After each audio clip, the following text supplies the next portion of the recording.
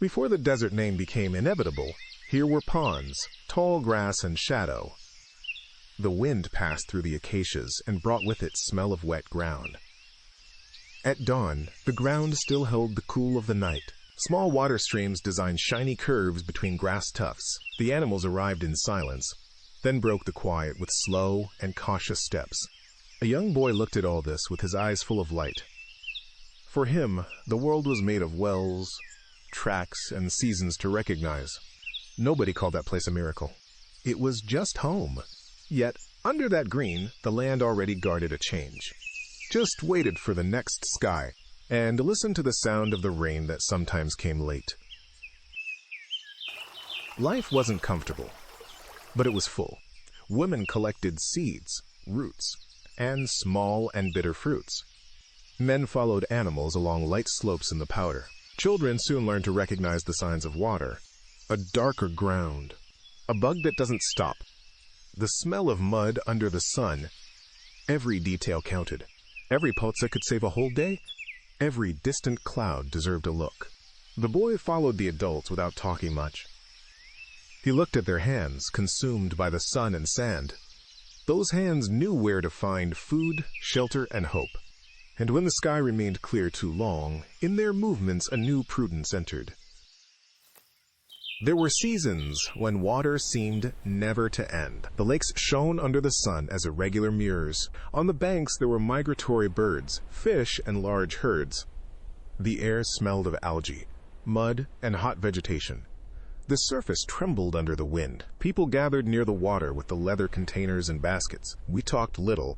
You didn't. The presence of the lake was enough to keep the breath of the village steady. The boy loved to stay still on the shore. He listened to the smooth of the reeds and the call of the birds. In that landscape, everything seemed to last. But the earth doesn't keep anything forever.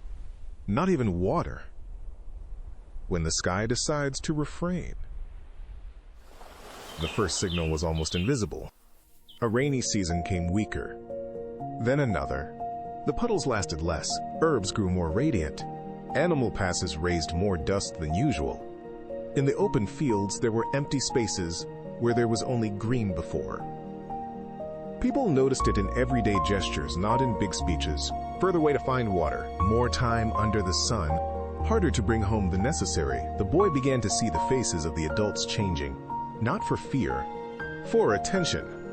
When the sky does not respond, every noise of the earth seems stronger. Then came the time of the long steps. Families began to move more often. They followed the water as a fragile promise follows. Some wells were too far away.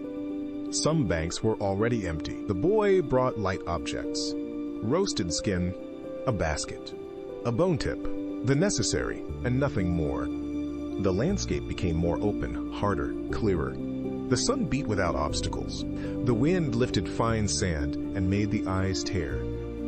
At each stage, the group lost some security before, but he kept moving. Because stopping, by now, meant risking everything. One morning, the boy stopped and no longer recognized the place.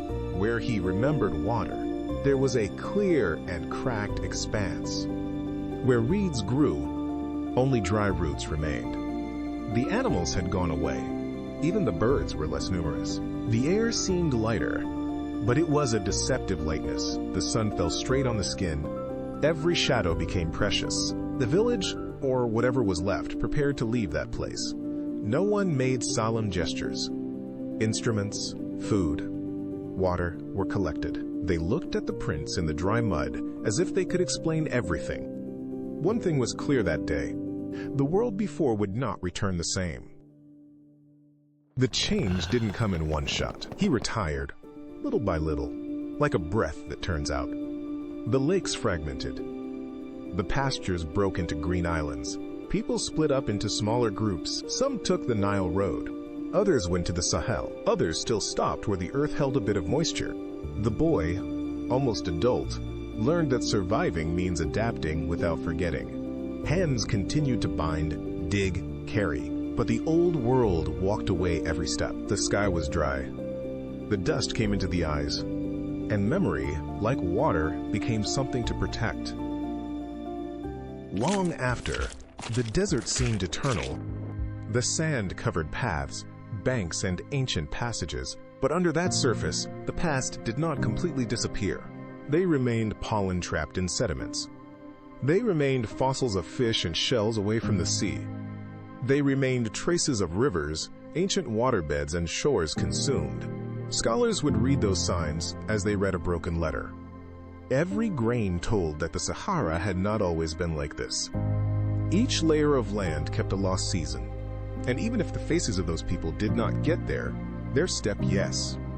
Their need for water is. Their ability to leave, yes. This is how a memory becomes history.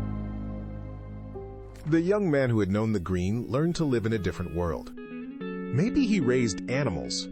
Maybe he followed new routes. Maybe he told the children of large lakes as a horizon. We cannot know every detail of his life, but we can imagine the weight. Because each generation inherits a landscape, and also its transformation. The Sahara appears to us only from afar. In reality, it is the result of long movements, of finite rains, of winds, of human adaptations. There where today we see only aridity, once there were grass, water, and families on the way.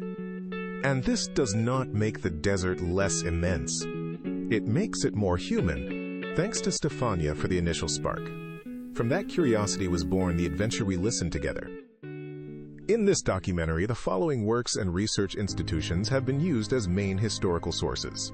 David J. Nash, The Sahara, A Natural History. Mary E. Davies, The Sahara and the Green Sahara, Past Environmental Change in Northern Africa. Paul B. Pettit, The Paleolithic of the Sahara and North Africa.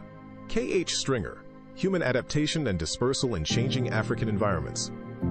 Jean-Jacques Hublin, Recent Human Evolution in Northwest Africa.